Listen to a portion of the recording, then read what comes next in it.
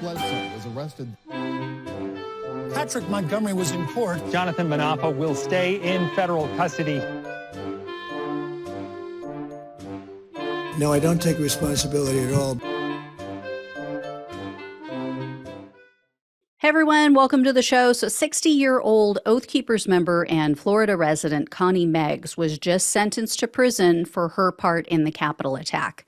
As with other Oath Keepers sentencing videos, I'm not going to rehash all of the details of the case. If you're interested in everything that was said and done, you can find the Oath Keepers trial playlist on Raw News and Politics YouTube channel. Of note, though, with Meggs, on January 6th, she said that she and others, quote, heard about Mike Pence being a fucker, and everyone went to the Capitol to stop the vote. Pretty explicit. And the prosecutor noted in her sentencing memo that Meggs lied repeatedly about small and important matters up to and throughout the trial.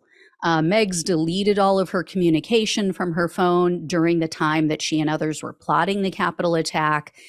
And Meggs was also one of the few of the Oath Keepers who forcefully entered the building on January 6th, for which Meggs told conflicting stories about her reason for going inside.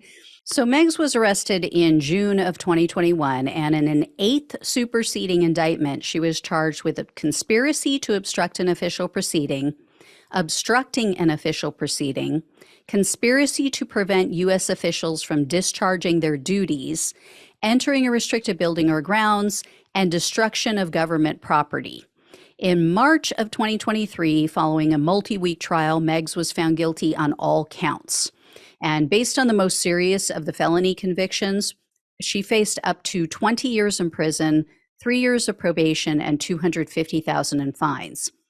Meggs, at her sentencing hearing, unloaded on her husband. She broke down in tears. And her husband, by the way, is Kelly Meggs. He was also convicted for January 6 crimes. He was sentenced to 12 years in prison just a couple months ago. Well, his wife blames him for everything. She told the judge that she never would have gone inside the building, but she was following her husband. And she said, quote, I was trusting my husband to keep us safe. He put his whole family in harm's way. He has put me through so much hell. Meggs also claimed that her husband concealed all of his violent messages from her, which is what really did him in his trial. And he, quote, chose the Oath Keepers over his family. And, quote, I am so angry at my husband for doing this to me. So U.S. District Judge Amit Mehta presided over Meggs' case, and although he said he believes she clearly feels remorse for some of what went on, he didn't believe that she was taking responsibility for her own actions. Judge Mehta said, quote, the decisions that were made that day were also your decisions. You decided to come to Washington with a truck full of guns. You decided to go up those steps. You decided to follow Kelly Meggs into Speaker Pelosi's suite. Well, in the end, he cut her a huge break.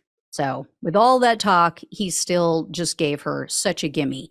He sentenced Meggs to only 15 months in prison, 3 years of probation, and $500 in restitution. Not nearly enough, in my opinion, especially for someone who repeatedly committed perjury and, whatever happened to the party of personal responsibility, right? Isn't that what the Republicans always call themselves? I don't think Meggs got that memo because she hasn't taken an iota of responsibility for her own actions and her own choices. So anyway, I will let you know if I hear more. Thank you all so much for watching and listening. Please like this video, share it, become a subscriber if you haven't, become a donor if you can. Love you all. Take care. Talk with you soon.